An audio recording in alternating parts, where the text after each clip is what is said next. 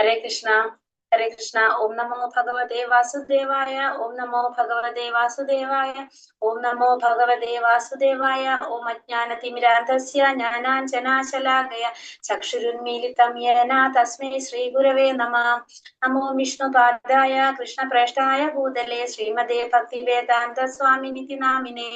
നമസ്തേ സാരസ്വതേ ദേവേ ഗൗരവാണി പ്രചാരിണേ നിർവിശേഷ ശൂന്യവാദി പാശ്ചാത്യ ദേശധാരിണേ. ജയ ശ്രീ കൃഷ്ണ ചൈതന്യ പ്രഭു നിത്യാനന്ദ ശ്രീ അദ്വൈത ഗദാധര ശ്രീവാസാദി ഗൗര ഭക്തവൃന്ദ. ഹരേ കൃഷ്ണ കൃഷ്ണ കൃഷ്ണ ഹരേ ഹരേ ഹരേ രാമ രാമ രാമ ഹരേ ഹരേ. ഹരേ കൃഷ്ണ. ശ്രീ ശ്രീ രാധാ ഗോവിന്ദ് ടെമ്പിൾ ഇസ്കോൺ മാംഗ്ലൂരിന്റെ ഭക്തിരസാമൃത സിന്ധു ക്ലാസ്സിലേക്ക് എല്ലാവർക്കും സ്വാഗതം. ഹരേ കൃഷ്ണ. എല്ലാവർക്കും പ്രണാമം.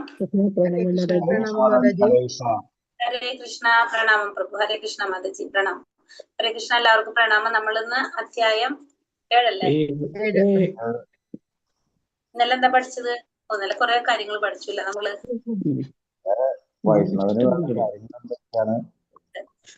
ലീന മാതാജി ഒരു കാര്യം ചെയ്യാവോ? മാതാജി മൊബൈലിൽ നിന്നൊക്കെ ഇരിക്കുന്നേ? അല്ല അല്ല അല്ല മാതാജി. മാതാജിക്ക് ആ ലൈവ് ഒന്ന് കോപ്പി ചെയ്തിടാൻ പറ്റുമോ? ലൈവ് കോപ്പി ചെയ്തിടാനോ? മേലെ ലൈവ് തൊട്ട് കഴിഞ്ഞാല് ലൈവ് തൊട്ട് കഴിഞ്ഞാൽ നേരെ നമുക്ക് ഈ ഷെയർ കാണാം. യൂട്യൂബ് ഷെയർ കാണാൻ പറ്റും. താഴത്ത് യൂട്യൂബ് എന്നുള്ളൊരു ഓപ്ഷൻ കാണുന്നുണ്ടോ? യൂട്യൂബിന്റെ ഒരു പോയി. അപ്പൊ വേണ്ട.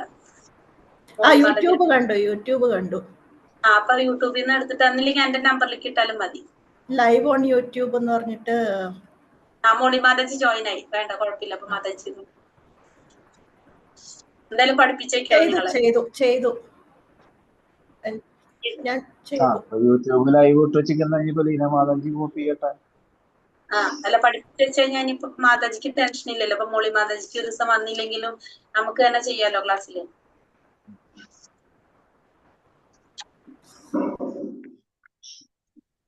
എന്റെ നമ്പറിലേക്ക് പോസ്റ്റ് ചെയ്തിട്ടോ. ഗ്രൂപ്പ് ഓപ്പൺ ആയിരിക്കില്ല എന്ന് തോന്നണോ? അല്ലെങ്കിൽ ഗ്രൂപ്പിലേക്ക് ഇടാൻ പറ്റണമെങ്കിൽ ഇടാൻ പറ്റും. അതല്ലെങ്കിൽ എന്റെ നമ്പറിലേക്ക് ഇടാം.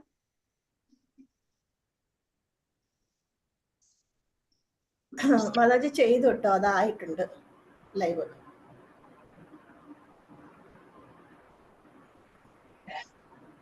ഹരേ കൃഷ്ണ മാതാജി. ഹരേ കൃഷ്ണ. മാതാജി എന്തിലേക്ക് ഇട്ടതപ്പാ ലൈവ് കോപ്പി ചെയ്തിട്ട്? ലൈവ് എടുത്തോ? എടുത്തു. എന്നിട്ട് അത് വാട്സാപ്പിൽ ഇടണം.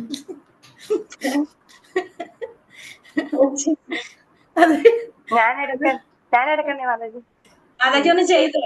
ലീന മാതാജി ചെയ്തെന്ന് പറഞ്ഞാലും ചെയ്തോ. നമുക്ക് മാതാജി കറക്റ്റ് ആണെന്ന് നോക്കാം. കാരണം ഇപ്പൊ മാതാജിനെ പറഞ്ഞു കാണിച്ചു കൊടുത്തു കഴിഞ്ഞാൽ പിന്നെ ചെയ്തോളും.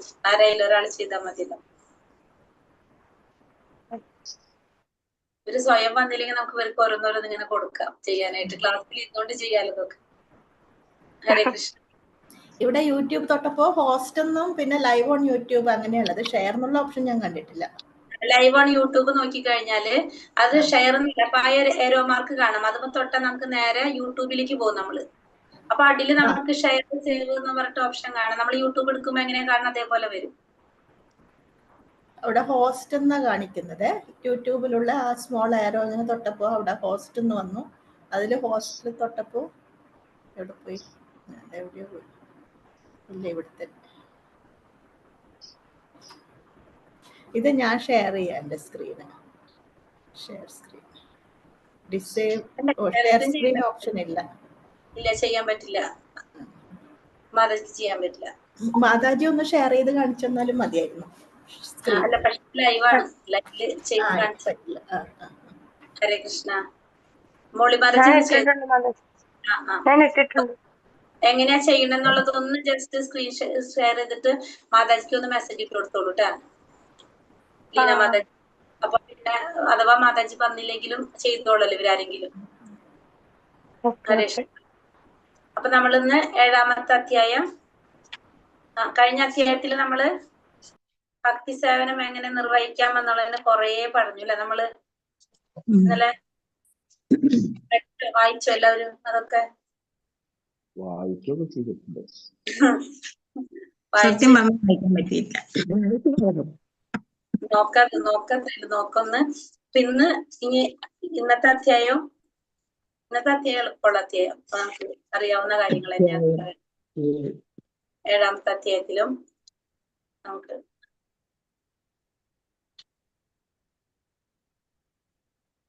ഹരേ കൃഷ്ണ. അപ്പൊ അധ്യായം 7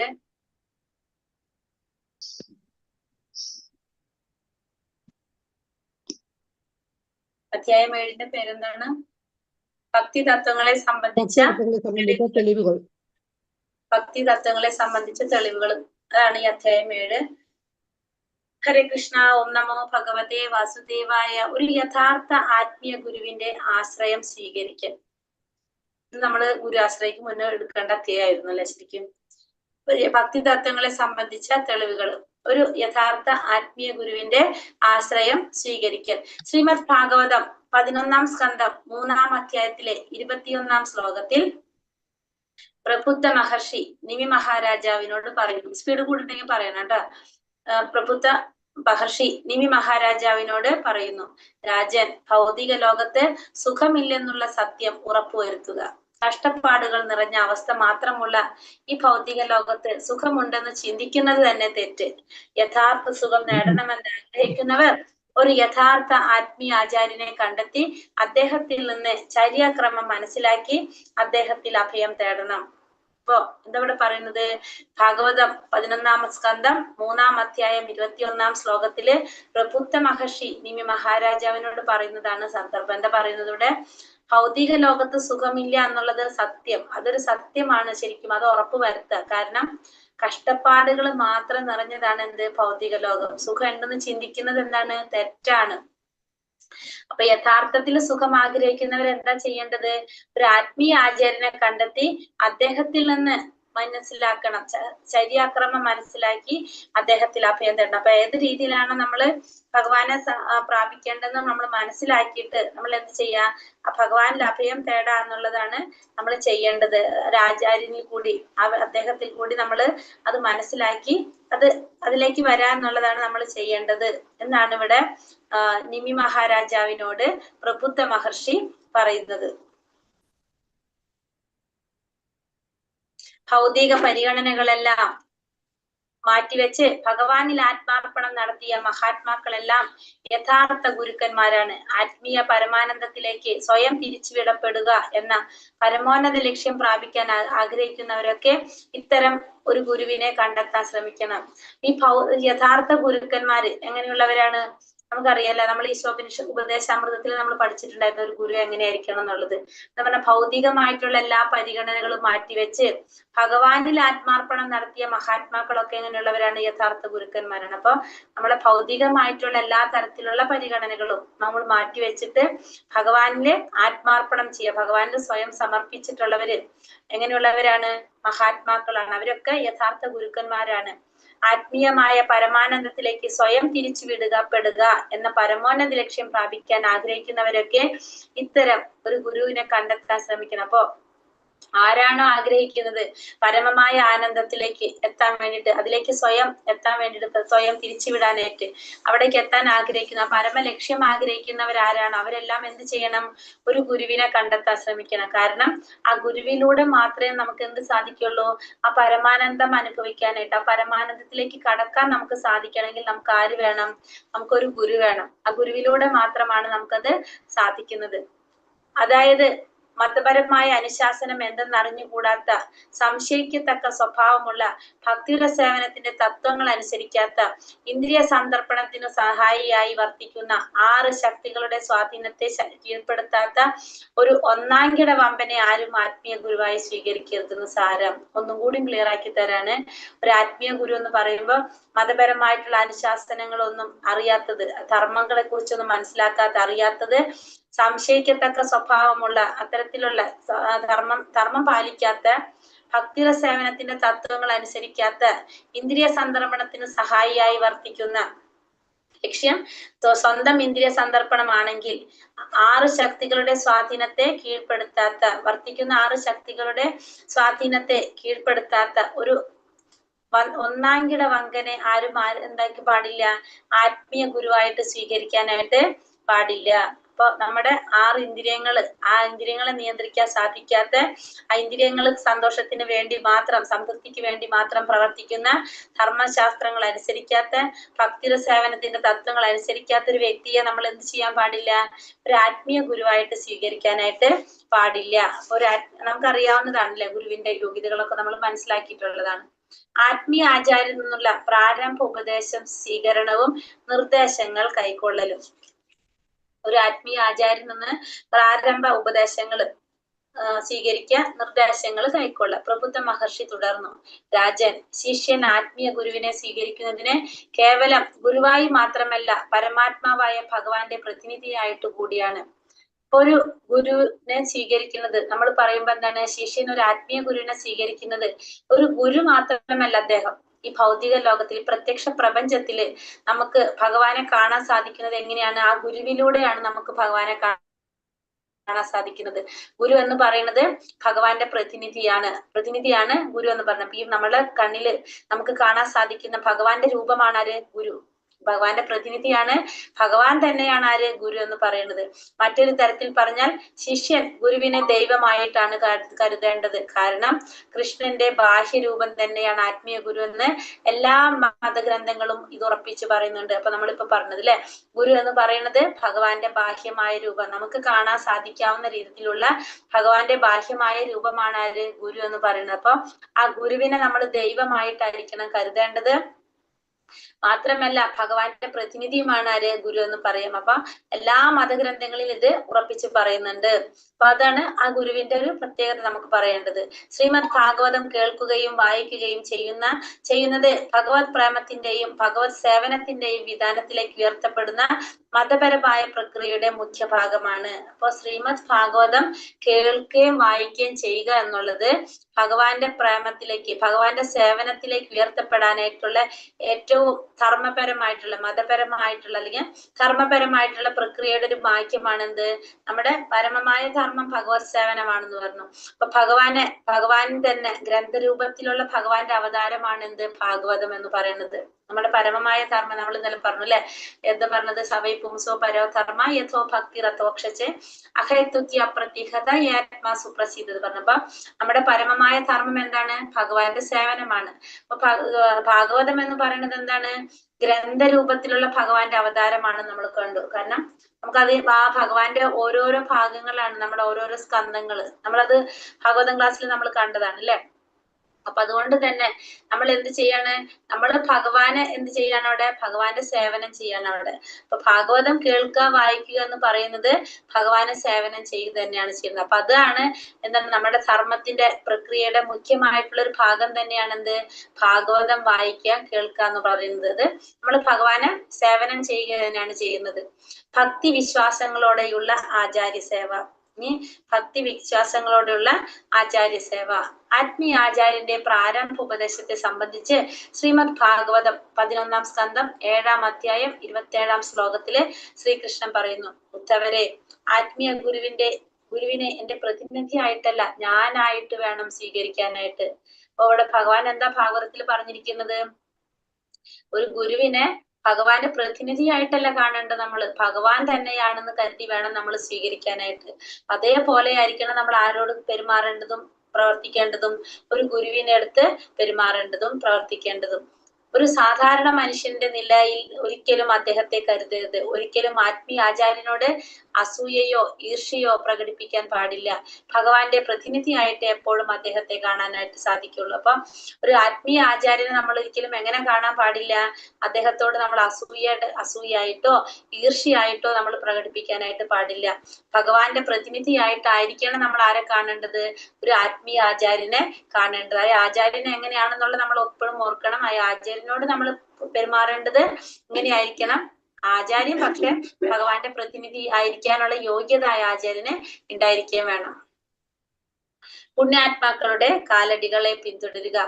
മൺ പറഞ്ഞ മൺമറഞ്ഞ ആചാര്യന്മാരുടെ പുണ്യാത്മാക്കളെയും പിന്തുടരാൻ സ്കന്ദപുരാണം ഉപദേശിക്കുന്നുണ്ട്. മുന്നോട്ടുള്ള പോക്കിൽ ചതിവിനോ ദുഃഖത്തിനോ ഇടവരാതെ ഉദ്ദിഷ്ട ലക്ഷ്യം നേടാൻ അത് വളരെയേറെ സഹായകമാകുന്നത് തന്നെ കാരണം. നമ്മൾ എന്ത് ചെയ്യാ? പുണ്യാത്മാക്കളുടെ കാലടികൾ പിന്തുടരുക എന്ന് സ്കന്ദപുരാണത്തിൽ പറയുന്നുണ്ട്. മുന്നോട്ടുള്ള പോക്കില് ചതി, ദുഃഖം ഇതിനൊക്കെ ഇടവരാതെ ഉദ്ദിഷ്ട ലക്ഷ്യം നേടാൻ വേണ്ടിയിട്ട് അത് വളരെ സഹായകമാകുന്നുള്ളത് പറയുന്നുണ്ട്. അതായത് നമ്മൾ മൺപറഞ്ഞിട്ടുള്ള ആചാര്യന്മാരുടെ അല്ലെങ്കിൽ പുണ്യാത്മാക്കളുടെ ഒക്കെ പാത പിന്തുടരാനായിട്ട് നമ്മൾ ഇതിൽ പറയുന്നുണ്ട്. നമ്മൾ ഈശോപനിഷത്തിൽ പറയുന്നുണ്ട് നമ്മൾ ആചാര്യന്മാരുടെ കാലടിപ്പാടുകൾ പിന്തുടരണം എന്നുള്ളത്. ഇതൊക്കെ നമ്മൾ എന്ത് ചെയ്യണം? നമ്മളെ ഉദ്ദിഷ്ട ലക്ഷ്യം നേടാം. നമ്മുടെ ലക്ഷ്യം എന്താണ്? ഭഗവാന്റെ പാദം, പരമപദം പ്രാപിക്കാനായിട്ട്. ആ പരമപദം പ്രാപിക്കാനായിട്ട് നമുക്കത് സഹായകമാകും എന്നാണ് ഇവിടെ പറയുന്നത്.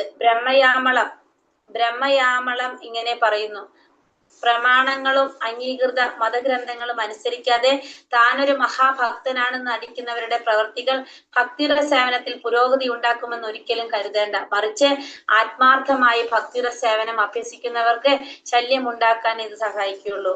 അപ്പൊ ബ്രഹ്മയാമളം എന്ന് പറയുന്നത്, ബ്രഹ്മയാമളം ഇങ്ങനെ പറയുന്നു. ബ്രഹ്മയാമളം എന്താണ്?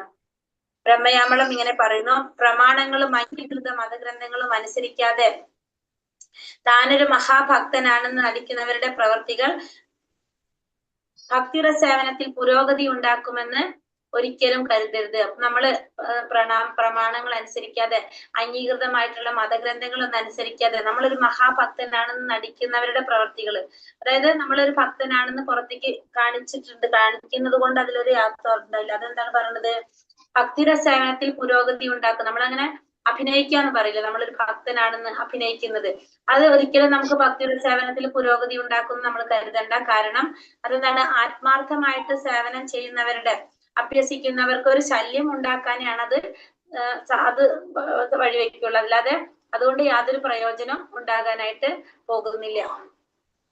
കൃഷ്ണന്റെ സംതൃപ്തിക്ക് വേണ്ടി ഭൗതികമായതൊക്കെ ത്യജിക്കാനുള്ള സന്നദ്ധത. അടുത്തെന്ന് പറയുന്നത് ഭഗവാന്റെ സംതൃപ്തിക്ക് വേണ്ടിയിട്ട് നമ്മൾ എന്ത് ചെയ്യാ? ഭൗതികമായതൊക്കെ ത്യജിക്കാനുള്ള ഒരു സന്നദ്ധത. ഭൗതികമായ ഇന്ദ്രിയ സുഖാനുഭൂതികൾ ഉപേക്ഷിച്ച് ഭക്തിയുടെ സേവനത്തിന്റെ തത്വങ്ങൾ സ്വീകരിക്കുന്നവർക്കായി വിഷ്ണു ലോകത്തിലെ ഐശ്വര്യ സമൃദ്ധികൾ കാത്തിരിക്കുകയാണെന്ന് പത്മപുരാണം പറയുന്നു. അപ്പൊ ഭഗവാന് വേണ്ടിയിട്ട് നമ്മൾ എന്ത് ഉപേക്ഷിക്കാം? ഭൗതികമായിട്ടുള്ള സുഖങ്ങൾ, ഭൗതികമായിട്ടുള്ള ഇന്ദ്രിയ സുഖാനുഭൂതികൾ ഉപേക്ഷിച്ച് നമുക്ക് ഇഷ്ടമുള്ള കാര്യങ്ങൾ ഉപേക്ഷിച്ച് ഭക്തിയുടെ സേവനത്തിന്റെ തത്വങ്ങൾ സ്വീകരിക്കുന്നവർക്കായി, അങ്ങനെയുള്ളവർക്ക് എന്താണ്? വിഷ്ണു ലോകത്തില് ഐശ്വര്യ സമൃദ്ധികൾ കാത്തിരിക്കുകയാണെന്ന് പത്മപുരാണം പറയും. നമ്മള് ഭഗവാന് വേണ്ടി സുഖാനുഭൂതികൾ ഉപേക്ഷിക്കാന്ന് പറയുമ്പോ എങ്ങനത്തെ ഉപേക്ഷിക്കേണ്ടത്? നമുക്ക് ഇഷ്ടമുള്ള കാര്യങ്ങളാണ് നമ്മൾ ഉപേക്ഷിക്കേണ്ടത്. അപ്പോഴാണ് ത്യാഗമാകുള്ളത്, അല്ലെ? സാത്വികമായിട്ടുള്ള ത്യാഗം. അത്തരത്തില് നമ്മള് ചെയ്യുമ്പോ നമുക്ക് വിഷ്ണു ലോകത്തിലെ ഐശ്വര്യ സമൃദ്ധികൾ നിറഞ്ഞത്, ഐശ്വര്യ സമൃദ്ധികള് കാത്തിരിക്കുകയാണെന്ന് പത്മപുരാണത്തിൽ പറയുന്നു. പിന്നെ പുണ്യഭൂമിയിലെ വാസം. ദ്വാരകയിൽ 6 മാസമോ 1 മാസമോ 1 പക്ഷമോ താമസിക്കുന്നവർക്കായി വൈകുണ്ഠ ലോകവും സാരൂപ്യമുക്തി തുടങ്ങിയ സർവ ലാഭങ്ങളും കാത്തിരിക്കുകയാണെന്ന് സ്കന്ദപുരാണം പറയുന്നു. അപ്പൊ ദ്വാരകയില് 6 മാസോ 1 മാസോ 1 പക്ഷം താമസിക്കുകയാണെങ്കിൽ എന്താണ്? അവർക്ക് വൈകുണ്ഠ ലോകത്തില് അവർക്ക് പോകാനായിട്ട് സാധിക്കും. അവിടെ എന്താണ്? സാരൂപ്യമുക്തി തുടങ്ങിയ സർവ്വലാഭങ്ങളും കാത്തിരിക്കുകയാണെന്ന് എന്തിൽ പറയുന്നുണ്ട്? സ്കന്ദപുരാണത്തില് പറയുന്നുണ്ട്.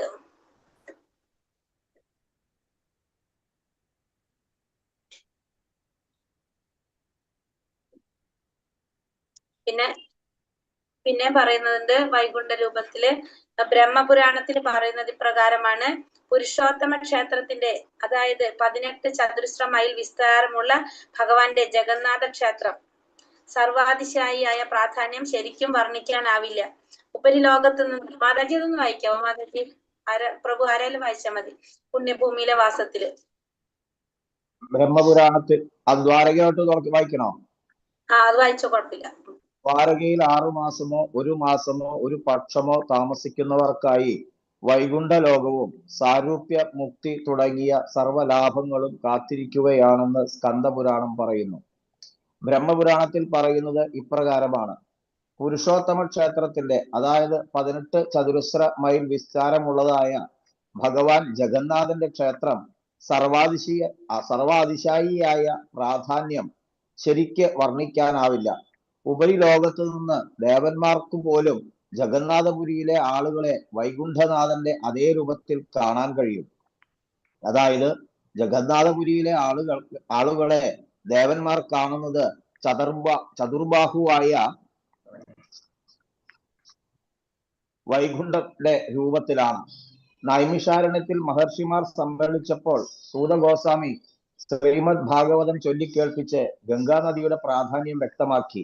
ശ്രീകൃഷ്ണന്റെ പാതാരവിന്ദങ്ങളിൽ അർപ്പിക്കപ്പെട്ട തുളസിപ്പൂവിന്റെ ഗന്ധമാണ് ഗംഗാനദിയിലെ ജലത്തിന്.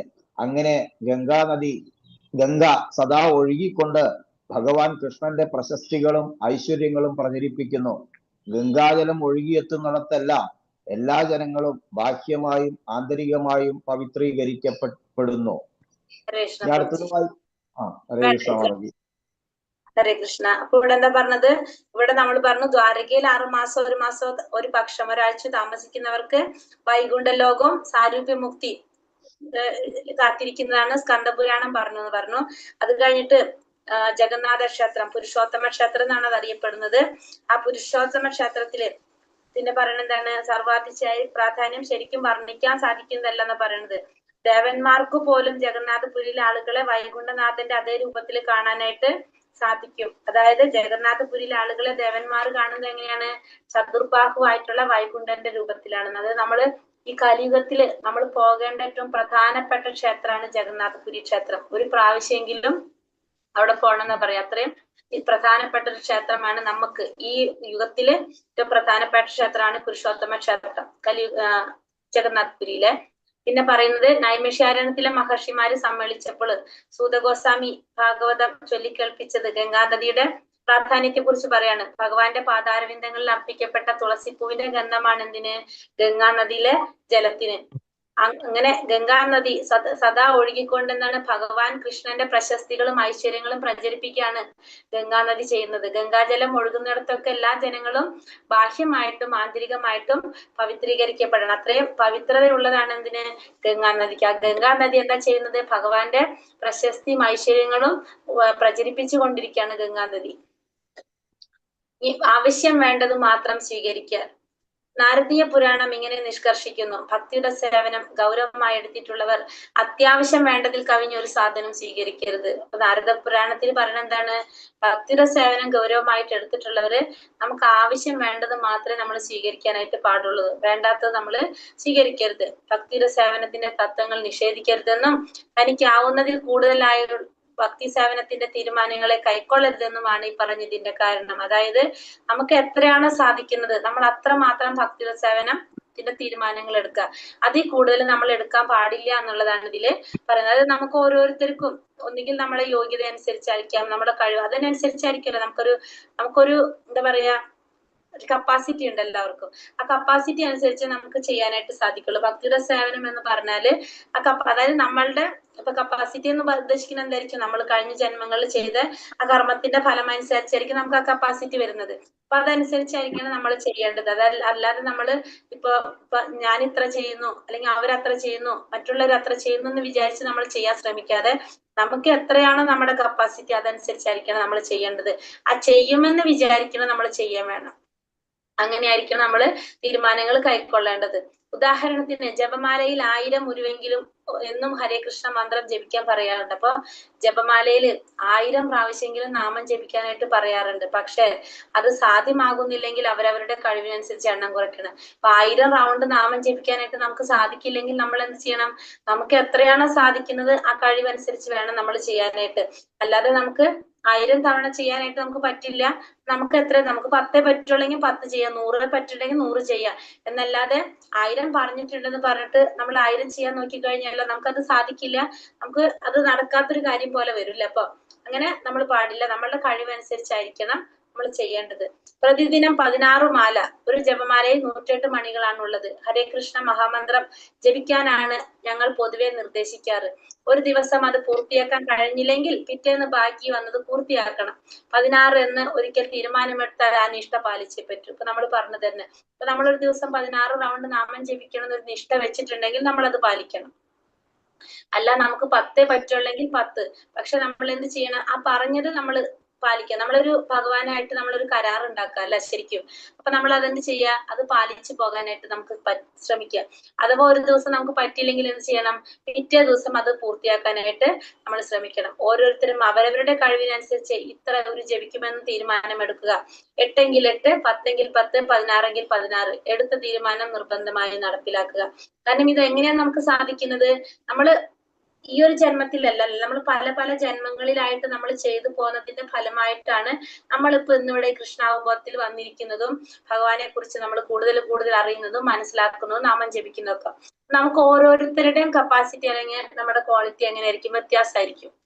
ഓരോരുത്തരുടെയും ഓരോ ജന്മത്തിലും ഓരോരുത്തരും വ്യത്യസ്ത ജീവാത്മാക്കളാണ്. അപ്പൊ ഞാൻ എന്റെ ജീവാത്മാവ് പോലെ ആയിരിക്കില്ല അടുത്ത ആളുടെ ജീവാത്മാവ്. അപ്പൊ നമ്മൾ ഓരോരുത്തരും ചെയ്യുന്നത് വ്യത്യസ്തമായ പ്രവർത്തികളും കർമ്മങ്ങളും ചെയ്തതിനനുസരിച്ചാണ് നമ്മൾക്ക് ഈ ഒരു ജന്മം നമുക്ക് കിട്ടിയിരിക്കുന്നത്. അപ്പൊ ആ കപ്പാസിറ്റി അനുസരിച്ചായിരിക്കും നമ്മൾക്ക് എന്തുണ്ടാവുക, നമുക്ക് നാമം ജപിക്കാൻ സാധിക്കുന്നതും ഭഗവത് സേവനം ചെയ്യാൻ സാധിക്കുന്നതൊക്കെ. നമ്മളെ കൂടെ ചിലപ്പോ നമ്മളിപ്പോ ഒരു ടീൻസ് 2 പേര് ഒരു അമ്മയുടെ ഗർഭപാത്രത്തിൽ ഒരുമിച്ച് ജന്മം എടുത്തു. ആ 2 പേർക്കും ഒരേപോലെ ഭഗവാന്റെ നാമം ജപിക്കാൻ സാധിക്കണം എന്നില്ല അല്ലെ. കാരണം ഒരാൾക്ക് ചിലപ്പോ ഒരു ദിവസം 16 റൗണ്ട് നാമം ജപിക്കാൻ പറ്റും, ഭഗവാന്റെ സേവനം ചെയ്യാൻ സാധിക്കുന്നുണ്ടാവും. മറ്റൊരാൾക്ക് ചിലപ്പോ 10 പ്രാവശ്യം ചെയ്യാൻ സാധിക്കുന്ന എന്താണ്, ആ 2 ജീവാത്മാവും വ്യത്യസ്തരാണ്. അവര് ചെയ്ത കർമ്മത്തിനനുസരിച്ചാണ് അവർക്ക് എന്തൊക്കെ സാധിക്കുന്നത്, അത് ചെയ്യാനായിട്ട് സാധിക്കുക. അപ്പൊ ഒരാൾക്ക് ചെയ്യാൻ പറ്റാത്തത് മറ്റാൾക്ക് പറ്റുന്നില്ല എന്ന് വെച്ചാൽ അതെന്താണ്, അവർക്ക് എത്രയാണോ പറ്റുന്നത് അത് അവരുടെ കപ്പാസിറ്റി അനുസരിച്ചാണ് ഇത് വരുന്നത്. അപ്പൊ അത്ര നമ്മൾ തീരുമാനിക്കുക, എത്രയാണോ നമുക്ക് സാധിക്കുന്നത് അത് മാത്രം നമ്മൾ ചെയ്യാനായിട്ട് ശ്രമിക്കുക. അത് നമ്മൾ ഉറപ്പിച്ച് ചെയ്യുക, നിർബന്ധമായിട്ട് നമ്മൾ നടപ്പാക്കാൻ ശ്രമിക്കുക. അപ്പൊ സ്വാഭാവികമായിട്ട് എന്താണ്, പോകെ പോകെ നമുക്ക് അതിലേക്ക് പുരോഗതി നമുക്ക് പ്രതീക്ഷിക്കാനായിട്ട് സാധിക്കും. ഏകാദശി നാളിൽ ഉപവാസം അനുഷ്ഠിക്കുക. ഏകാദശി നാളിൽ ഉപവാസം അനുഷ്ഠിക്കുന്നവർ എല്ലാ പാപങ്ങളിൽ നിന്നും മുക്തരായി ധാർമ്മിക ജീവിതത്തിൽ പുരോഗതി നേടുമെന്ന് ബ്രഹ്മവൈവർത്ത പുരാണം പറയുന്നു. ഇതിന്റെ അടിസ്ഥാന തത്വം വെറുതെ പട്ടിണി കിടക്കുക എന്നതല്ല, മറിച്ച് ഗോവിന്ദനിൽ അതായത് കൃഷ്ണനിൽ ഭക്തി വർദ്ധിപ്പിക്കുക എന്നതാണ്. ഇപ്പോ ഏകാദശി നാളിൽ ഉപവസിക്കുക എന്ന് പറഞ്ഞ എന്താണ്, ഉപവസിക്കുക അല്ലെ, അതായത് ഭഗവാന്റെ അടുത്തിരിക്കുക എന്നാണ് ഉപവാസം എന്നുകൊണ്ട് അർത്ഥാക്കുന്നത്. ഭഗവാന്റെ അടുത്തിരിക്കുക എന്ന് പറയുന്നത് എന്താണ്, ഭഗവാനെ കുറിച്ച് കൂടുതൽ കൂടുതൽ കാര്യങ്ങളാണ് നമ്മൾ കീർത്തിക്കാൻ ശ്രമിക്കുക, നമ്മൾ ഭഗവാനെ കുറിച്ച് കൂടുതൽ സ്മരിക്കാൻ ശ്രമിക്കുക. അതാണ് എന്ത് ഉപവാസം എന്നുകൊണ്ട്, ഉപവസിക്കുക, ഉപവാസം, ഭഗവാന്റെ അടുത്തിരിക്കുക എന്നുള്ളതാണ് പറയുന്നത്. അതിന്റെ അർത്ഥം വെറുതെ പട്ടിണി കിടക്കുക എന്നുള്ളതല്ല പറയുന്നത്. ഭഗവാനിൽ ഭക്തി ഉണ്ടാക്കാനായിട്ട് നമ്മൾ എന്തൊക്കെ നമുക്ക് സാധിക്കുമോ അത് അന്ന് ചെയ്യാം. നാമജപം പോലുള്ള കർമ്മങ്ങളിലൂടെ പരമാവധി സമയം ഭഗവത് സേവനത്തിന് ഉപയോഗിക്കുകയും ചെയ്യാൻ വേണ്ടിയാണ് ഉപവാസ ദിവസം ചെയ്യാവുന്ന ഏറ്റവും നല്ല കാര്യം ഗോവിന്ദ സ്മരണവും തിരുനാമജപവും. നമ്മൾ ഉപവാസ ദിവസം ചെയ്യാൻ പറ്റുന്ന ഏറ്റവും നല്ല കാര്യം എന്താണ്, ഗോവിന്ദനെ സ്മരിക്കുക, നാമം ജപിക്കുക.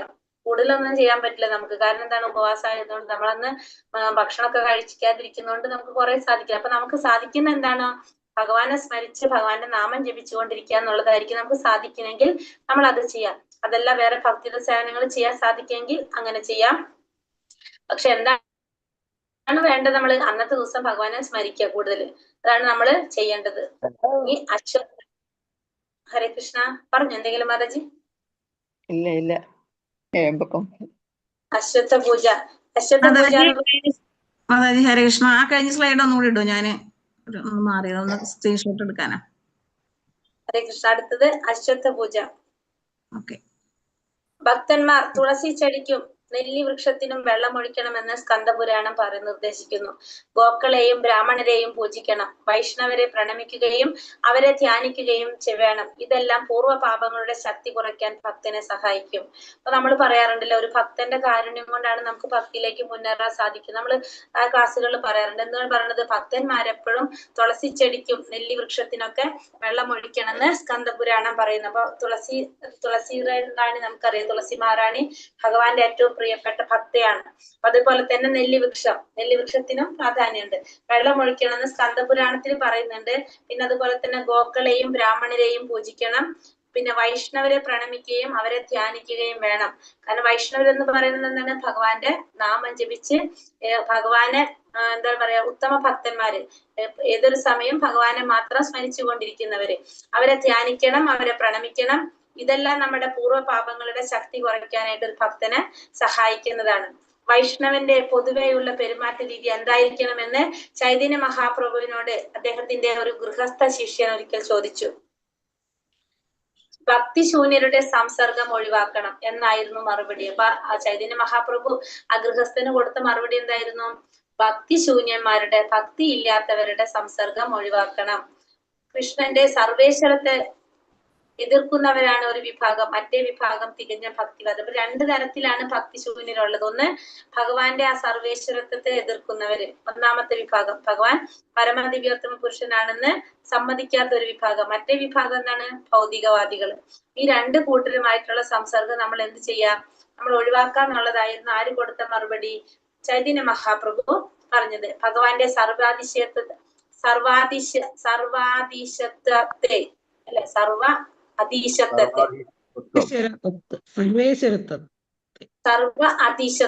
സർവാധീശത്വത്തെ ഇന്ന് നിഷേധിക്കുന്ന ഹീനരുമായി സഹവസിക്കുന്നതിനേക്കാൾ ഭേദം കാരാഗൃഹത്തിലോ ജ്വലിക്കുന്ന അഗ്നികുണ്ഡത്തിലോ കഴിയുകയാണെന്ന് കാർത്യായന സംഹിത പറയുന്നു. അപ്പൊ ഭഗവാൻ പരമദിവ്യോത്തമ കൃഷ്ണനാണ്. ഭഗവാൻ എല്ലാത്തിന്റെ നേതാവാണ്, ഭഗവാൻ എല്ലാത്തിന്റെ നാഥനാണ് ഭഗവാൻ എന്ന് നിഷേധിക്കുന്ന ആ ഭക്തിഹീനന്മാരുമായിട്ട് സഹവസിക്കുന്നതിനേക്കാളും ഭേദം എന്താണ്? കാരാഗൃഹത്തിൽ പോയി കിടക്കുന്നത് അല്ലെങ്കിൽ ജ്വലിക്കുന്ന അഗ്നികുണ്ഡത്തിൽ കഴിയുന്നതാണെന്നാണ് കാർത്യായന സംഹിത പറയുന്നത്.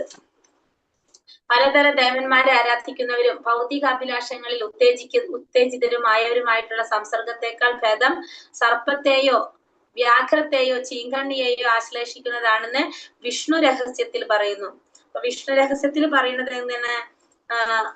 ഭഗവാന്റെ മറ്റുള്ള പലതരത്തിലുള്ള ദേവന്മാരെ അല്ലെങ്കിൽ ഭൗതിക അഭിലാഷങ്ങളിൽ ഉത്തേജിതരായിട്ടുള്ളവരുമായിട്ടുള്ള സംസർഗം, ഇത്തരത്തിലുള്ളവരെ കൂടെ നമ്മൾ സംസർഗം ഉണ്ടാക്കുന്നതിനേക്കാൾ നല്ലത് സർപ്പത്തെ അല്ലെങ്കിൽ വ്യാഘ്രത്തെ, ചീങ്കണ്ണി ഇതിനൊക്കെ ആശ്ലേഷിക്കുന്നതാണെന്ന് വിഷ്ണു പുരാണത്തില് പറയുന്നുണ്ട്. വിഷ്ണു ഒരു രഹസ്യത്തില് പ്രസ്താവിക്കുന്നുണ്ട്. ഏതെങ്കിലും ഭൗതിക ലാഭം ഉദ്ദേശിച്ച് ദേവന്മാരെ ആരാധിക്കുമെന്നും വിശുദ്ധ ഗ്രന്ഥങ്ങൾ ഉദാഹരണമായിട്ട് രോഗതുരമായ അവസ്ഥയിൽ നിന്ന് മോചനം നേടാനായിട്ട് സൂര്യദേവനെ ആരാധിക്കാൻ ഉപദേശിക്കാറുണ്ട്. സുന്ദരിയായ ഭാര്യയെ കിട്ടാൻ ശിവപെരുമാളുടെ പത്നിയായ ഉമയെ പ്രാർത്ഥിക്കാൻ പറയാറുണ്ട്. അപ്പൊ ഭൗതിക ലാഭം ഉദ്ദേശിച്ചുകൊണ്ട് നമ്മുടെ ഗ്രന്ഥങ്ങളിൽ പറയുന്നുണ്ട്, ഓരോ ദേവന്മാരെ ആരാധിക്കുന്നതിനെ കുറിച്ച് പറയുന്നുണ്ട്. അപ്പൊ നമുക്ക് രോഗം ഭേദമായിട്ട് സൂര്യദേവനെ ആരാധിക്കാം, സുന്ദരിയായിട്ടുള്ള ഭാര്യയെ കിട്ടാൻ വേണ്ടിയിട്ട് ശിവപെരുമാളിന്റെ പത്നിയായിട്ടുള്ള ഉമാദേവിയെ പ്രാർത്ഥിക്കുക. ഇതൊക്കെ എന്ന് പറയുന്നുണ്ട്, വിശുദ്ധ ഗ്രന്ഥങ്ങളിൽ പറയുന്നുണ്ട്. വിദ്യാലാഭത്തിന് സരസ്വതിയെ ഭജിക്കുന്നു. ശ്രീമദ് ഭാഗവതത്തിൽ ഇക്കാര്യം സംബന്ധിച്ച ഒരു നീണ്ട പട്ടിക തന്നെ കൊടുക്കുന്നുണ്ട്. എന്നാൽ അവർ ദേവന്മാരുടെ ഉത്തമ ഭക്തരാണെങ്കിൽ കൂടി അവരെ വ്യക്തിഹീനരായിട്ടാണ് കണക്കാക്കപ്പെടുന്നത്. ഭക്തന്മാരുടെ കൂട്ടത്തിൽ അവരെ പരിഗണനീയരല്ല. അപ്പൊ ഇതൊക്കെ ആണെങ്കിലും എന്താണ് പറയുന്നത്? ഇവരൊക്കെ എന്തായിട്ടാണ് കാണുന്നത്? ഭക്തന്മാരുടെ കൂട്ടത്തിൽ ഇവരെ പരിഗണിക്കാൻ സാധിക്കില്ല. ഇവരൊക്കെ എന്താണ്? ഭക്തിഹീനരായിട്ടാണ് കണക്കാക്കപ്പെടുന്നത് എന്ന് കൂടി ഇതില് നമുക്ക് പറഞ്ഞുതരാണ്. മായാവാദികൾ, അതായത് നിർവ്യക്തികവാദികൾ പറയുന്നത് ഭഗവാനെ ഏത് രൂപത്തിലും ആരാധിക്കാമെന്നാണ്. മാർഗമേതായാലും ലക്ഷ്യത്തിലെത്തുക തന്നെ ചെയ്യുമെന്നാണ് അവരുടെ യുക്തി. എന്നാൽ ദേവന്മാരെ ആരാധിക്കുന്നവർ ആത്യന്തികമായെത്തുന്നത് ദേവന്മാരുടെ ലോകത്ത് മാത്രമായിരിക്കുന്നു. ഭഗവാനെ ആരാധിക്കുന്നവർ ഭഗവാന്റെ ധാമത്തിലെത്തുമെന്ന് ഭഗവത്ഗീതയിൽ പറയുന്നുണ്ട്. അപ്പൊ മായാവാദികളൊക്കെ പറയുന്നത് എന്താണ്? നമുക്ക് ഏത് രൂപത്തിൽ ആരാധിച്ചാലും മാർഗമേതായാലും ലക്ഷ്യം ഒന്ന് ആണെന്നാണ് അവർ പറയുന്നത്. പക്ഷെ ഭഗവാൻ ഭഗവത്ഗീതയിൽ വ്യക്തമായിട്ട് പറയുന്നുണ്ട് അല്ലെ, ഭഗവാനെ ആരാധിക്കുന്നവര് ഭഗവാന്റെ ലോകത്തില് ജീവിക്കും, ദേവന്മാരെ ആരാധിക്കുന്നവര് ദേവന്മാരുടെ ലോകത്തിൽ ജനിക്കും എന്നാണ് പറയുന്നത് ഭഗവാൻ. ഭഗവാന്റെ ലോകത്തില് ഭഗവാന്റെ കൂടെ ജീവിക്കണമെങ്കിൽ നമ്മൾ ഭഗവാനെ ആരാധിക്കണം. ദേവന്മാരെ ആരാധിക്കുന്നവര് ദേവന്മാരുടെ ലോകത്തിൽ ജനിക്കും എന്നാണ് പറയുന്നത്. പക്ഷെ ഭഗവാനെ ആരാധിക്കുന്നവര് ഭഗവാന്റെ ലോകത്ത് ഭഗവാന്റെ കൂടെ ജീവിക്കും എന്നാണ് അവിടെ പറയുന്നത്. അപ്പൊ നമുക്ക് നമ്മുടെ ആത്യന്തിക ലക്ഷ്യം ഭഗവാനാണെങ്കിൽ നമ്മൾ എന്ത് വേണം? ഭഗവാനെ ആരാധിക്കണം. എങ്കിൽ മാത്രമേ നമുക്ക് ഭഗവാന്റെ ലോകത്തിലേക്ക് പോകാൻ സാധിക്കുള്ളൂ. ദേവന്മാരെ ആരാധിച്ചു കഴിഞ്ഞാൽ നമുക്ക് എവിടേക്കേ പോകാൻ പറ്റുള്ളൂ? ദേവന്മാരുടെ ലോകത്ത് പോയിട്ട് നമ്മൾ ജന്മം എടുക്കുകയാണ് ചെയ്യുന്നത്. പക്ഷെ ഭഗവാനെ ആരാധിച്ചു കഴിഞ്ഞാലാണ് ഭഗവാന്റെ ലോകത്ത് പോയിട്ട് ജീവിക്കാൻ സാധിക്കുക. അതാണ് അത് തമ്മിലുള്ള വ്യത്യാസം. അത് ഭഗവത്ഗീതയിലും വളരെ വ്യക്തമായിട്ട് ഭഗവാൻ പറയുന്നുണ്ട്. അയോഗ്യരായ ശിഷ്യന്മാർ കണക്കറ്റ ക്ഷേത്ര നിർമ്മാണം, കണക്കിൽ കവിഞ്ഞ ഗ്രന്ഥപാരായണം എന്നിവ അംഗീകരിക്കാതിരിക്കുക. അപ്പോ എല്ലാതും നമുക്ക് എന്താണ്, എല്ലാത്തിനും ഒരു കണക്ക് പറയുന്നുണ്ട്. ഒരാൾക്ക് അനേക ശിഷ്യന്മാരാകാം, പക്ഷെ ഏതെങ്കിലും പ്രവൃത്തിയുടെയോ സൗജന്യത്തിന്റെയോ പേരിൽ അവരിൽ ആരോടും കടപ്പാടുണ്ടാകാൻ പാടില്ല എന്നതാണ് മറ്റൊരു കടുത്ത നിബന്ധന. അപ്പോ ഒരു ഗുരുവിന് എത്ര ശിഷ്യന്മാര് വേണമെങ്കിലും ഉണ്ടാകാം, പക്ഷെ എന്താണ്, ചെയ്ത എന്തെങ്കിലും പ്രവൃത്തിയുടെ ഫലമായിട്ടോ അതല്ലെങ്കിൽ അവരുടെ എന്തെങ്കിലും വേറെ രീതിയിൽ കടപ്പാടുകളോ ഉണ്ടായി അതിന്റെ ബേസിൽ എന്ത് ചെയ്യാൻ പാടില്ല, നമ്മള് ഈ ശിഷ്യന്മാരുടെ രീതിയിൽ പറയാനായിട്ട് പാടില്ല. അപ്പൊ ആരോടും അത്തരത്തിലൊരു കടപ്പാട് വെച്ചുകൊണ്ട് ശിഷ്യന്മാരെ സ്വീകരിക്കാനൊന്നും പാടുള്ളതല്ല എന്നുള്ളതാണ് അടുത്ത നിബന്ധന. പിന്നെ പുതിയ ക്ഷേത്രങ്ങൾ നിർമ്മിക്കുന്നതിൽ വലിയ ഉത്സാഹം കാണിക്കരുതെന്നാണ് മറ്റൊരു കാര്യം. അപ്പൊ പുതിയ ക്ഷേത്രങ്ങൾ കുറെ നിർമ്മിക്കുന്നതിൽ നമ്മൾ എന്ത് ചെയ്യണ്ട, ഉത്സാഹം കാണിക്കാൻ പാടില്ല എന്നുള്ളതാണ് മറ്റൊരു കാര്യം പറയുന്നത്.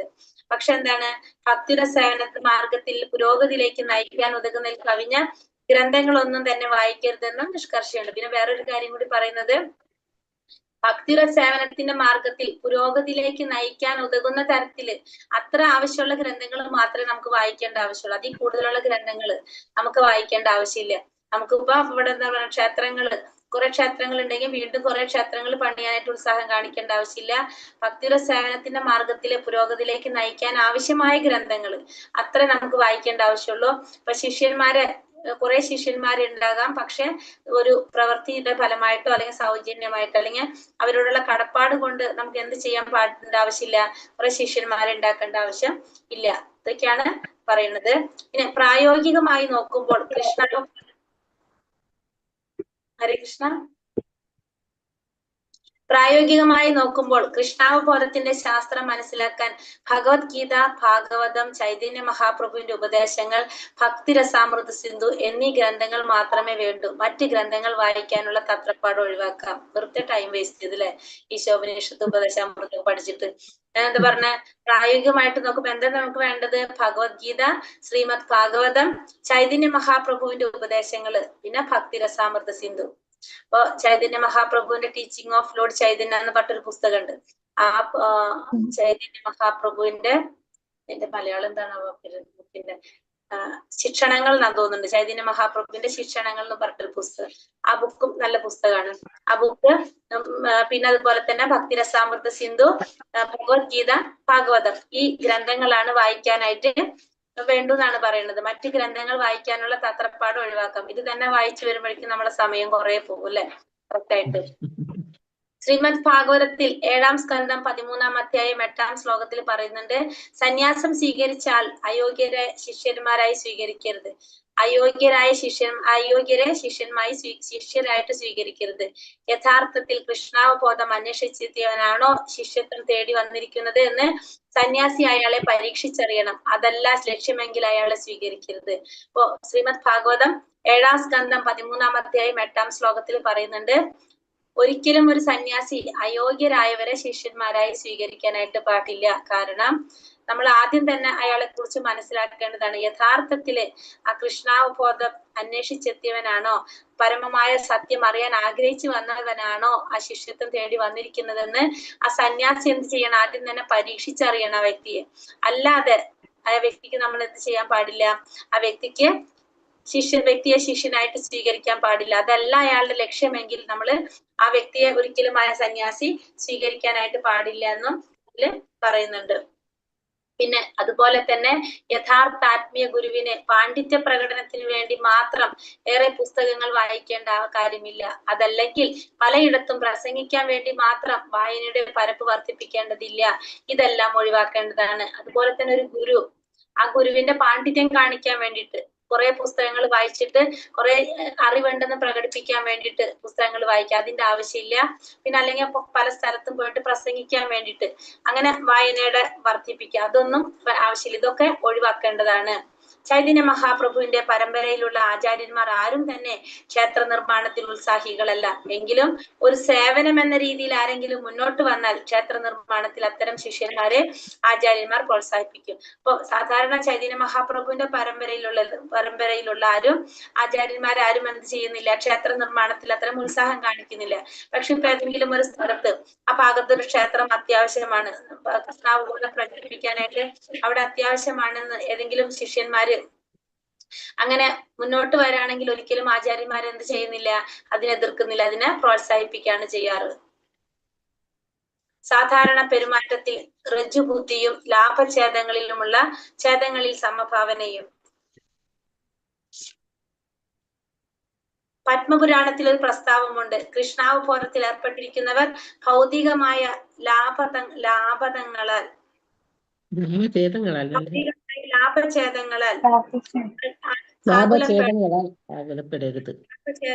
ആകുലപ്പെടരുത്. പറഞ്ഞു വേറെ ആരെങ്കിലും എന്തെങ്കിലും? അത് ലാഭഛേദങ്ങളാൽ തോന്നുന്നതാണ്.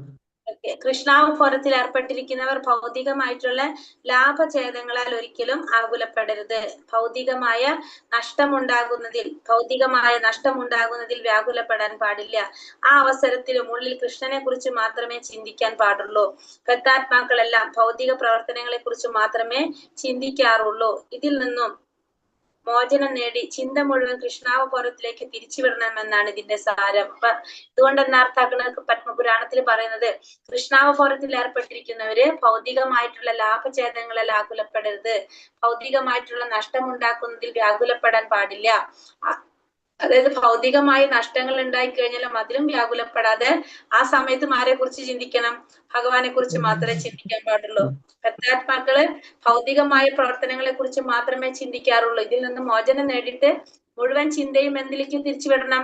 ഭഗവാനിലേക്ക് തിരിച്ചുവിടണം എന്ന്, കൃഷ്ണാവബോധത്തിലേക്ക് തിരിച്ചുവിടണം എന്നാണ് ഇതിലൂടെ നമുക്ക് പറഞ്ഞു തരുന്നത്. അപ്പൊ ബദ്ധാത്മാക്കള് ഭൗതികമായിട്ടുള്ള പ്രവർത്തനങ്ങളെ കുറിച്ച് ചിന്തിക്കാതെ നമ്മൾ എന്ത് വേണം? അതിൽ നിന്ന് മോചനം തേടി നമ്മുടെ ചിന്ത മുഴുവൻ ഇതിലേക്ക് തിരിച്ചുവിടണം, കൃഷ്ണാവബോധത്തിലേക്ക് തിരിച്ചുവിടണം എന്നുള്ളതാണ് ഇതില് പറഞ്ഞിരിക്കുന്നത്.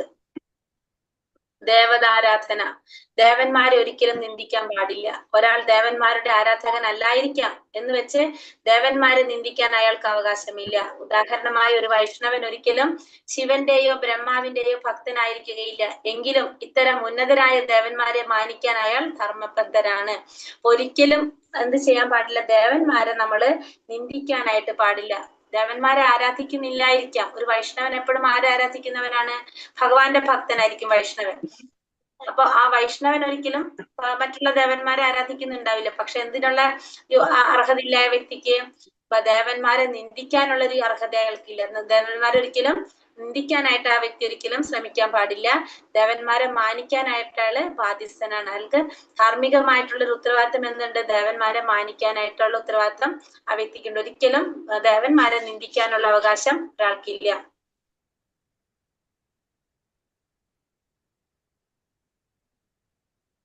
ജീവചൈതന്യങ്ങളിൽ ഒന്നിനെയും വേദനിപ്പിക്കരുത്. മഹാഭാരതം പറയുന്നു, ജീവചൈതന്യങ്ങളിൽ ഒന്നിനും ഒരു തരത്തിലും വിഷമമുണ്ടാക്കാതെ സ്നേഹമുള്ള പിതാവ് സന്താനങ്ങളോട് എന്ന പോലെ പെരുമാറുന്ന ശുദ്ധഹൃദയനായ മനുഷ്യൻ അതിവേഗത്തിൽ ഭഗവാന് പ്രിയങ്കരനായി തീരും.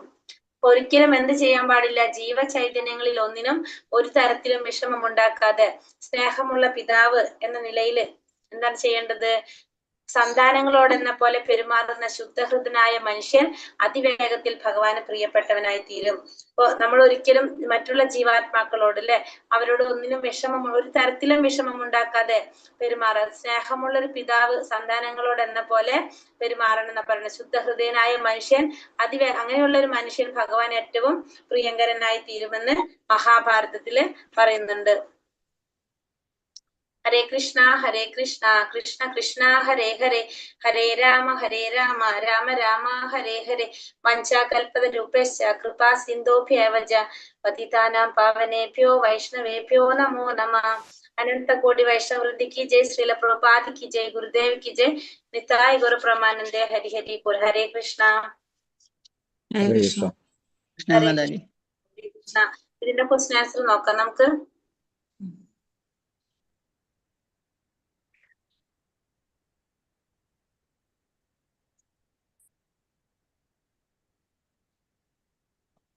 മാതാജി ഒരു ഇത്, ഹരേ കൃഷ്ണ, ക്വസ്റ്റ്യൻസ് പറയുമ്പോ മാതാജി മാത്രം പറയുകയാണെങ്കിൽ എഴുതാൻ നല്ലതായിരുന്നു. എഴുതാത്ത ചില മുക്കാലും എഴുതിയിട്ടില്ല. അപ്പൊ എഴുതുമ്പോ മൂന്നാലാൾ കൂടി പറയുമ്പോ നമുക്ക് ഒന്നും ഒരു ഇത് കിട്ടുന്നില്ല.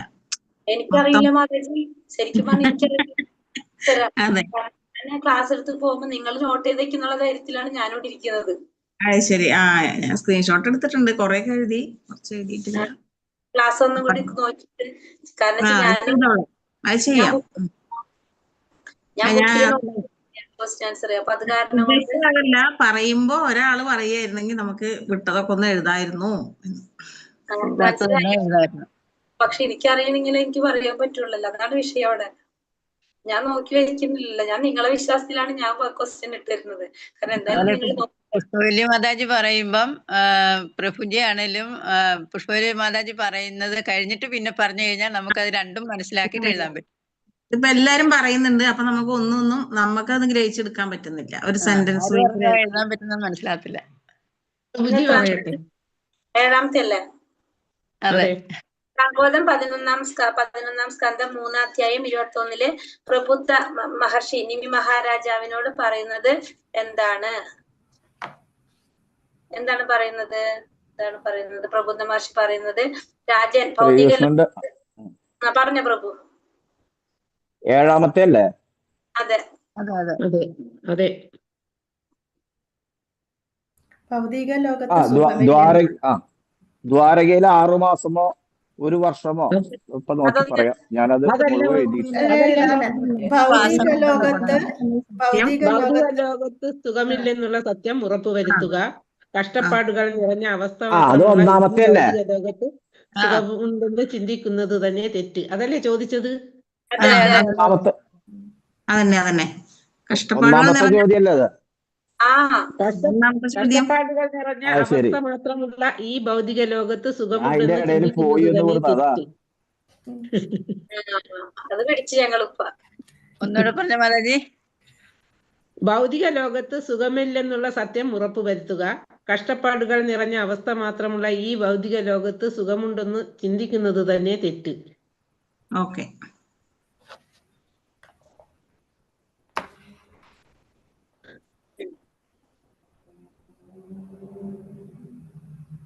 ഇങ്ങനെയാണ് കറക്റ്റ്. നല്ല സുഖമുണ്ട് എഴുതാന്. എല്ലാരും കൂടെ അങ്ങോട്ട് പറയുമ്പോ നമ്മളൊരു അന്തം വിട്ട അവസ്ഥ, എന്ത് ചെയ്യണം എന്നുള്ളതൊരു. ഞാൻ പറയുമ്പോ ചില സമയം തെറ്റിപ്പോവും. അടുത്ത ക്വസ്റ്റ്യൻ ഏതാണ്? ഒരു യഥാർത്ഥ ഗുരുവിന്റെ യോഗ്യത എന്താണ്?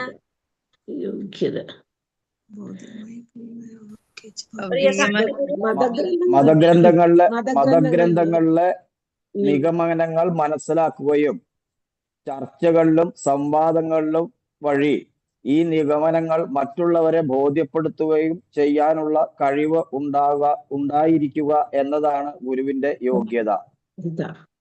അത് മാത്രല്ല ഇവിടെ പറയുന്നുണ്ട്, അത് കഴിഞ്ഞിട്ട് പറയില്ല, ശക്തികളെ കീഴ്പ്പെടാത്ത ഭൗതികമായ പരിഗണനകൾ മാറ്റിവെച്ച് ഭഗവാന് സ്വയം സമർപ്പിക്കുന്നവർ എന്ന് വരാൻ എഴുതിയിട്ടുണ്ട്. മാതാജി പറയണം, അത് ശരിയാണോ മാതാജി? അതിന്റെ ഏതാ വ്യക്തമായതെന്ന് പറയുന്നത്? ആ എഴുതിയതാണ് മതഗ്രന്ഥങ്ങളുടെ നിഗമനം മനസ്സിലാക്കുകയും ചർച്ചകളിലും സംവാദങ്ങളിലും വഴി.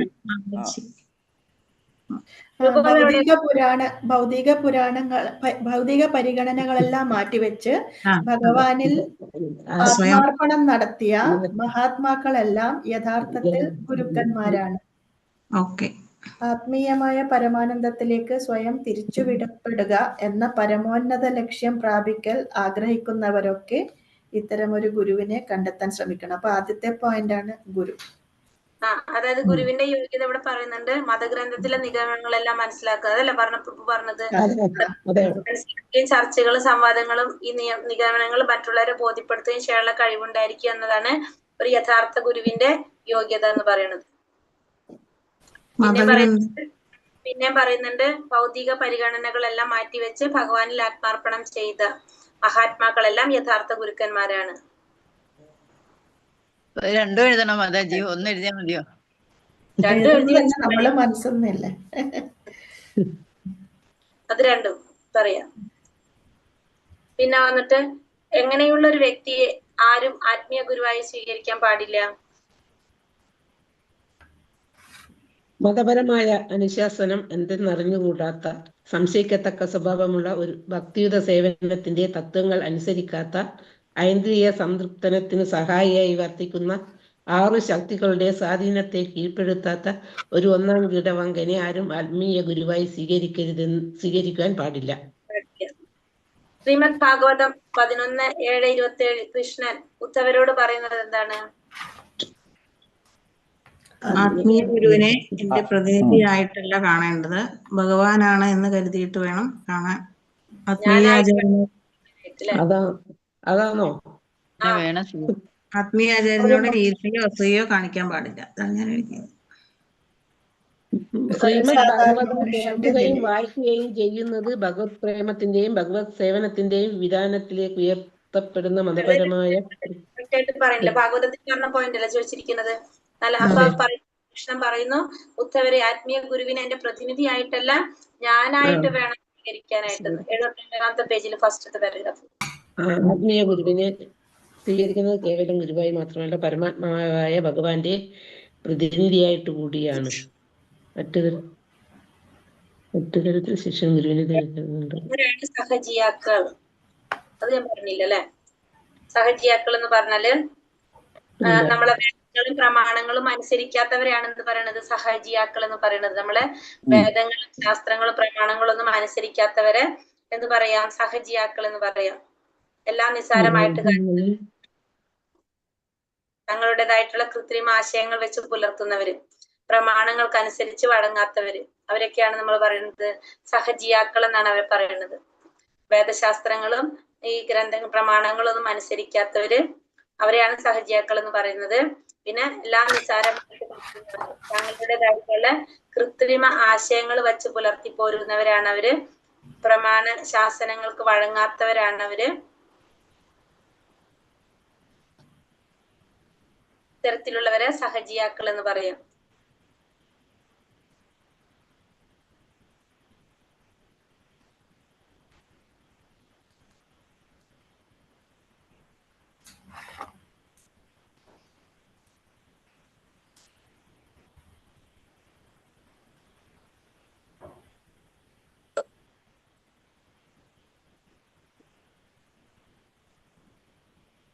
എഴുതിയോ? അടുത്തത്, പുണ്യഭൂമിയിലെ വാസം കൊണ്ട് എന്തെല്ലാം നേടാമെന്നാണ് സ്കന്ദപുരാണത്തിൽ പറയുന്നത്? ലോകത്തിൽ സായുജ്യമുക്തി എത്താൻ സാധിക്കും. ദ്വാരകയിൽ 6 മാസം, 1 മാസം, 1 വർഷമോ താമസിച്ചാൽ വൈകുണ്ഠ ലോകത്തിൽ സായുജ്യമുക്തി നേടാൻ സാധിക്കും. വൈകുണ്ഠ ലോകവും സാരൂപ്യമുക്തിയും കിട്ടും എന്ന് സ്കന്ദപുരാണം പറയുന്നുണ്ട്. ഒന്നുകൂടി പറയാം മാതാജി. 6ാമത്തെ പറഞ്ഞത് ദ്വാരകയിൽ 6 മാസം, 1 മാസം, 1 വർഷമോ താമസിച്ചാൽ വൈകുണ്ഠ ലോകത്തിലെത്തുകയും സായുജ്യമുക്തി നേടാനും സാധിക്കുമെന്നാണ് സ്കന്ദപുരാണം പറയുന്നത്. സായുജ്യം പറഞ്ഞ സാരൂപ്യ ഏതാണ് പറഞ്ഞത്? സാരൂപ്യമുക്തി എന്നുള്ള ബുക്കില്. സായുജ്യല്ല, സാരൂപ്യം. സാരൂപ്യം.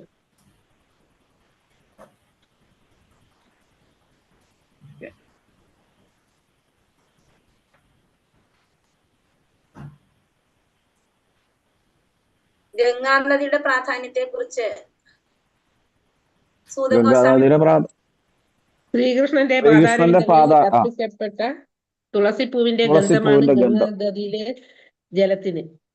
അങ്ങനെ ഗംഗ സദാ ഒഴുകിക്കൊണ്ട് ഭഗവാൻ കൃഷ്ണന്റെ പ്രശസ്തികളും ഐശ്വര്യങ്ങളും പ്രചരിപ്പിക്കുന്നു. ഗംഗാജലം ഒഴുകിയെത്തുന്നിടത്തെല്ലാം എല്ലാ ജനങ്ങളും ബാഹ്യമായും ആന്തരികമായും പവിത്രീകരിക്കപ്പെടുന്നു. ആവശ്യം വേണ്ടത് മാത്രം സ്വീകരിക്കില്ല എന്നതുകൊണ്ട് എന്താണ് അർത്ഥമാക്കുന്നത്? ഭക്തിയുത സേവനം ഗൗരവമായി എടുത്തിട്ടുള്ളവരെ അത്യാവശ്യം വേണ്ടതിൽ കവിഞ്ഞ ഒരു സാധനവും സ്വീകരിക്കരുത്. ഭക്തിയുത സേവനത്തിന്റെ തത്വങ്ങൾ നിഷേധിക്കരുതെന്നും തനിക്കാവുന്നതിൽ കൂടുതലായി ഭക്തി സേവനത്തിന്റെ തീരുമാനങ്ങളെ കൈക്കൊള്ളരുതെന്നുമാണ് ഇതിന്റെ അർത്ഥം.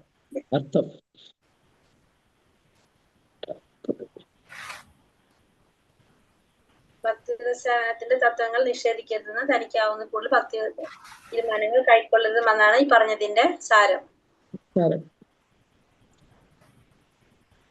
ആത്മീയ ജീവിതത്തിൽ നിഷ്ഠയുടെ പ്രാധാന്യം.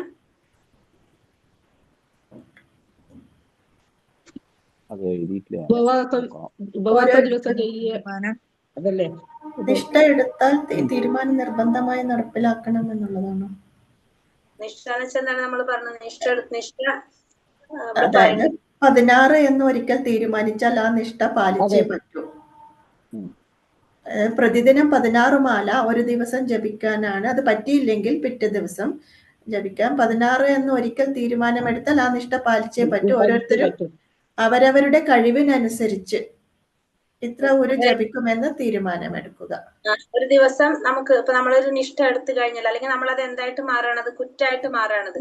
അതായത് നമ്മൾ ആ നിഷ്ഠ പാലിച്ചേ പറ്റുള്ളൂ. നിഷ്ഠ നമ്മൾ എടുത്തു കഴിഞ്ഞാൽ, തീരുമാനം എടുത്തു കഴിഞ്ഞാൽ നമ്മൾ അത് പാലിച്ചേ പറ്റൂ.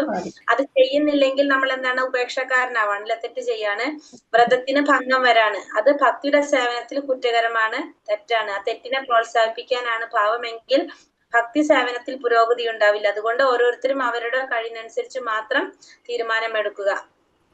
നമ്മളത് ചെയ്തില്ലെങ്കിൽ അത് എന്തായിട്ട് മാറാണ്, നമ്മളത് പറഞ്ഞിട്ട് ചെയ്തില്ലെങ്കിൽ അതൊരു തെറ്റാണ്, നമ്മൾ ചെയ്യുന്ന ഒരു അപരാധമാണ് ശരിക്കും. അത് തെറ്റായിട്ട് മാറാണ്.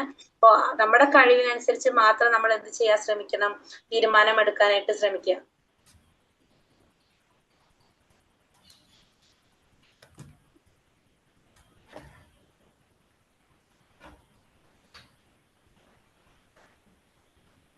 ഉപവാസ ദിവസം ചെയ്യാവുന്ന ഏറ്റവും നല്ല കാര്യം എന്താണ്? ഏറ്റവും നല്ല കാര്യം എന്ന് പറഞ്ഞു കഴിഞ്ഞാൽ നാമജപം, ഭഗവാന്റെ നാമം ജപിക്കുക, ഭഗവത് സ്മരണ. രണ്ടു കാര്യം പറഞ്ഞില്ലേ? ഗോവിന്ദ സ്മരണവും തിരുനാമജപവും. നാമജപവും, ഗോവിന്ദ സ്മരണവും തിരുനാമജപവും.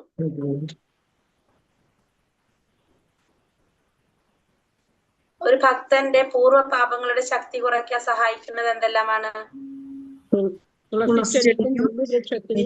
നെല്ലിവൃക്ഷത്തിനും വെള്ളം ഒഴിക്കുക, ഗോക്കളെയും ബ്രാഹ്മണരെയും പൂജിക്കുക, വൈഷ്ണവരെ പ്രണമിക്കുകയും അവരെ ധ്യാനിക്കുകയും വേണം ചെയ്യുക. ഇത്രയും കാര്യങ്ങളിലൂടെ നമ്മള് പാപങ്ങളുടെ ശക്തി കുറയ്ക്കാനായിട്ട് സാധിക്കും. കുറെ വെള്ളം ഒഴിച്ചെടുക്കുക, നെല്ലിവൃക്ഷം ഉണ്ടെങ്കിൽ അതിനും കുറെ വെള്ളം ഒഴിച്ചെടുക്കുക. പിന്നെന്താണ്, ഗോക്കളെയും ബ്രാഹ്മണരെയും പൂജിക്കുക, വൈഷ്ണവരെ പ്രണമിക്കുക, അവരെ ധ്യാനിക്കുക.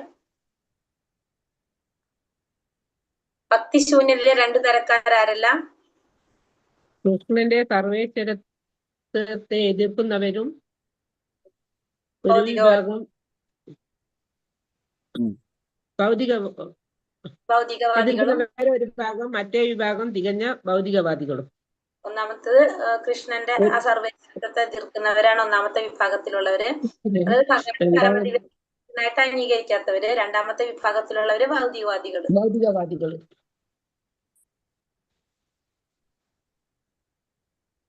കാർത്യായന സംഹിതയിൽ പറയുന്നത് എന്താ? ഭഗവാന്റെ സർവാധീശത്വത്തെ എന്നും നിഷേധിക്കുന്ന ഭക്തിഹീനന്മാരുമായി സഹവസിക്കുന്നതിനേക്കാൾ ഭേദം കാരാഗൃഹത്തിലോ ജ്വലിക്കുന്ന അഗ്നികുണ്ഡത്തിലോ കഴിയുക എന്നതാണ്. കഴിയുക എന്നുള്ളത്, കാരാഗൃഹത്തിലോ ജ്വലിക്കുന്ന അഗ്നികുണ്ഡത്തിലോ കഴിയുക എന്നുള്ളതാണ് പറയുന്നത്. എങ്ങനെയുള്ളവരെ എല്ലാം ഭക്തന്മാരുടെ കൂട്ടത്തിൽ പരിഗണിക്കാൻ പറ്റില്ല?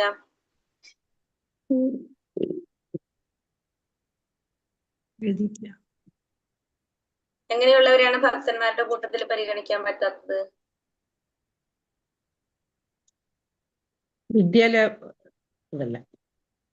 എഴുതിയിട്ടില്ല. ഞാനത് എഴുതിയിട്ടില്ല, അത്രയ്ക്ക് എത്തിയിട്ടില്ല ഇതില്, അതുണ്ടായിട്ടുള്ളത്. നോക്കട്ടെ കേട്ടോ, പറയാം. ഭഗവാന്റെ സർവാധീശത്വത്തെ എന്നും നിഷേധിക്കുന്നവരാണ്. എന്താണ് ചോദ്യം? ഭക്തിഹീനന്മാരാണോ? ഭക്തിഹീനര് അതാണ്. ഭക്തിഹീനര് ഭഗവാന്റെ സർവാധീശത്വത്തെ എന്നും നിഷേധിക്കുന്ന ഹീനന്മാരുമായി സഹവസിക്കുന്നതിനേക്കാൾ ഭേദം കാരാഗ്രഹത്തിൽ. അപ്പൊ ഭക്തിഹീനര് ഇവരല്ലേ? ഭഗവാന്റെ ഭക്തന്മാരുടെ കൂട്ടത്തിൽ പരിഗണിക്കുന്നില്ല എന്ന് പറയുന്നത്. എങ്ങനെയുള്ളവരെയാണ് ഭക്തന്മാരുടെ കൂട്ടത്തിൽ പരിഗണിക്കുന്നില്ല? പേജില് 84-ാമത്തെ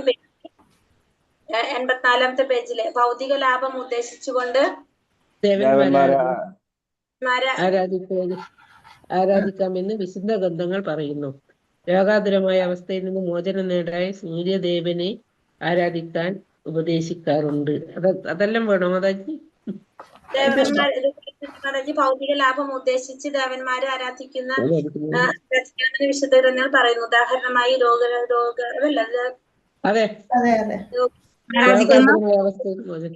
സൂര്യദേവനെ ആരാധിക്കുക, പിന്നെ ശിവപെരുമാളുടെ ഭാര്യയുമായി പ്രാർത്ഥിക്കുക, വിദ്യാലാഭത്തിന് സരസ്വതിയെ ഭജിക്കുക. ഇങ്ങനെ ഇത്തരത്തിലുള്ളവര്, അതായത് ദേവന്മാരുടെ ഉത്തമ ഭക്തന്മാരാണെങ്കിൽ കൂടി അവരെ ഭക്തിഹീനരായിട്ടാണ് കണക്കാക്കപ്പെടുന്നത്. ഭക്തന്മാരുടെ കൂട്ടത്തിൽ അവർ പരിഗണിക്കുകയല്ല. പിന്നെ മായാവാദികള് മായാവാദികളെ ലാഭത്തിന് വേണ്ടിയിട്ട് ദേവന്മാരെ ആരാധിക്കുന്നവരെ ഭക്തന്മാരുടെ കൂട്ടത്തില് പറയുന്നില്ല എന്ന്. ദേവന്മാരുടെ ഉത്തമ ഭക്തന്മാരായിരിക്കും അവര്, പക്ഷെ അവരെ എന്തിനു പറയുന്നില്ല?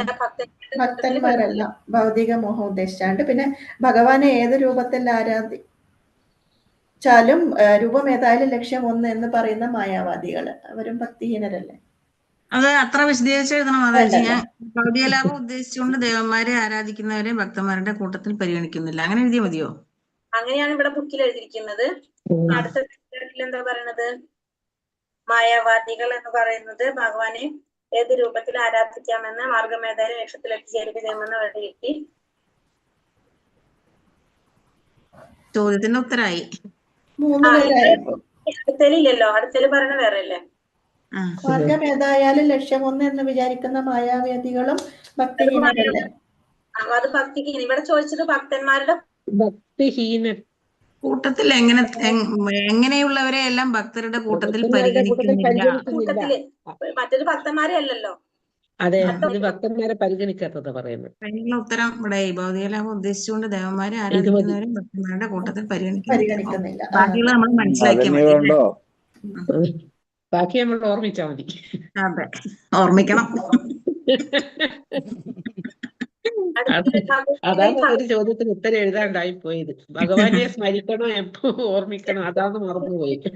അടുത്ത ചോദ്യത്തിന്റെ ഉത്തരല്ലേ വരുന്നത്. എന്നാൽ ഭഗവത്ഗീതയിൽ ഭഗവാനെ ആരാധിക്കുന്നവരെ കുറിച്ചും ദേവോപാസകരെ കുറിച്ചും എന്താണ് പറയുന്നത്? അതല്ല അവിടെ പറയണത്. ഭഗവത്ഗീതയിൽ പറയണത് ദേവന്മാരെ പൂജിക്കുന്നവര്, ദേവന്മാരെ ആരാധിക്കുന്നവർ ആത്യന്തികമായി എത്തുന്നത് ദേവന്മാരുടെ ലോകത്തായിരിക്കും. ഭഗവാനെ ആരാധിക്കുന്നവര് ഭഗവാന്റെ ധാമത്തില്, അതാണ് പറയുന്നത്. അപ്പൊ മറ്റേതും ഇതിന്റേതും ഭഗവത്ഗീതയിൽ പറയുന്നത് ദേവോപാസകര്, ദേവന്മാരെ ആരാധിക്കുന്നവര് ദേവന്മാരുടെ ലോകത്ത് പോയിട്ട് ജനിക്കും, ഭഗവാൻ ആരാധിക്കുന്നവര് ഭഗവാന്റെ ലോകത്തിലെത്തും എന്നാ പറയുന്നത്. അപ്പൊ ശ്രീമദ് ഭാഗവതം 7:13-8 എന്താണ് പറയുന്നത്? സന്യാസി അയോഗ്യരെ ശിഷ്യന്മാരായി സ്വീകരിക്കരുത്. അതായത്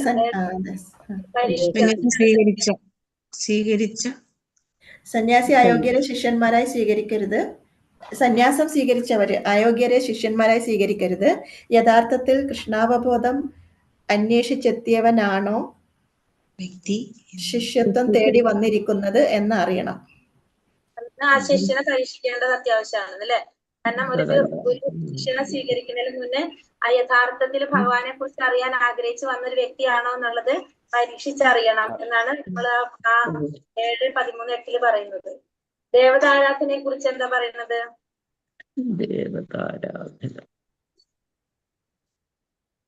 ദേവന്മാരെ ഒരിക്കലും നിന്ദിക്കാൻ പാടില്ല. ദേവന്മാരെ ഒരിക്കലും നിന്ദിക്കാൻ പാടില്ല. ഒരാൾ ദേവന്മാരുടെ ആരാധകൻ അല്ലായിരിക്കാം എന്ന് വെച്ച് ദേവന്മാരെ മാനിക്കാൻ അയാൾ ധർമ്മബദ്ധനാണ്. ദേവന്മാരെ നിന്ദിക്കാൻ പാടില്ല. ദേവന്മാരുടെ ആരാധകൻ അല്ലെങ്കിലും ദേവന്മാരെ നിന്ദിക്കരുത്. ദേവന്മാരെ മാനിക്കാൻ അയാൾ ധർമ്മബദ്ധനാണ്. അയാള് എന്തായാലും ആ കർമ്മം, നമ്മളെ കർമ്മപ്രകാരം തന്നെ നമ്മൾ ഇത് ചെയ്യണം. ദേവന്മാരെ നമ്മൾ മാനിക്കേണ്ടതാണ്. ഒരിക്കലും നമ്മൾ അവരെ നിന്ദിക്കാനോ അവഗണിക്കാനോ പാടുള്ളതല്ല. നമ്മൾ ഭക്തനായിരിക്കണമെന്നില്ല, ദേവന്മാരുടെ ഭക്തനായിരിക്കണമെന്നില്ല. ഒരു വൈഷ്ണവൻ ഒരിക്കലും ദേവന്റെ ഭക്തനായിരിക്കില്ല, ഭഗവാന്റെ ഭക്തനായിരിക്കും. പക്ഷെ ഒരിക്കലും നമ്മൾ എന്ത് ചെയ്യാൻ പാടില്ല, അവരെ നിന്ദിക്കാനായിട്ട് പാടില്ല. ഒന്നും കൂടി പറയോ മാതാജി? അത് ദേവന്മാരെ ഒരിക്കലും നിന്ദിക്കാൻ പാടില്ല. നിന്ദിക്കാൻ പാടില്ല അല്ല, സ്റ്റാർട്ടിങ് അതിന്റെ തുടക്കം അത് തന്നെയാ. ദേവന്മാരെ ഒരിക്കലും നിന്ദിക്കാൻ പാടില്ല. അങ്ങനെ തന്നെ കേട്ടോ. ദേവന്മാരുടെ ആരാധകരല്ലെങ്കിലും നമ്മൾ ഒരിക്കലും അവരെ നിന്ദിക്കാൻ പാടില്ല. ഒരു വൈഷ്ണവനായിരിക്കും. വൈഷ്ണവൻ എന്ന് വെച്ചാൽ ഭഗവാനെ ആരാധിക്കുന്നവര്. പക്ഷെ എന്നാലും എന്ത് ചെയ്യാൻ പാടില്ല, ദേവന്മാരെ നിന്ദിക്കാനായിട്ട് പാടില്ല.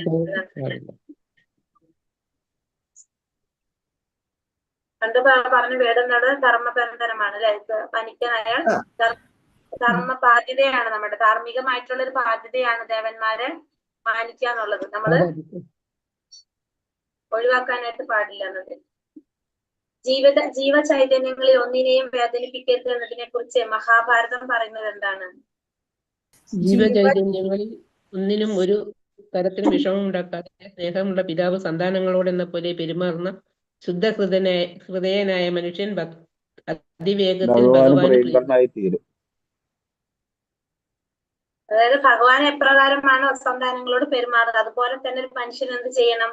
നമ്മള് ഭഗവാനെ പ്രിയപ്പെട്ടനായിരിക്കും. എങ്ങനെയാണെങ്കിൽ ജീവചൈതന്യങ്ങളിൽ ഒന്നിനെയും നമ്മൾ ഇത്തരത്തിലും പ്രയാസപ്പെടുണ്ടാക്കില്ല, വിഷമുണ്ടാക്കാതെ ഇരിക്കുകയാണെങ്കിൽ അല്ലെ, നമ്മൾ അതേ രീതിയിൽ കാണുകയാണെങ്കിൽ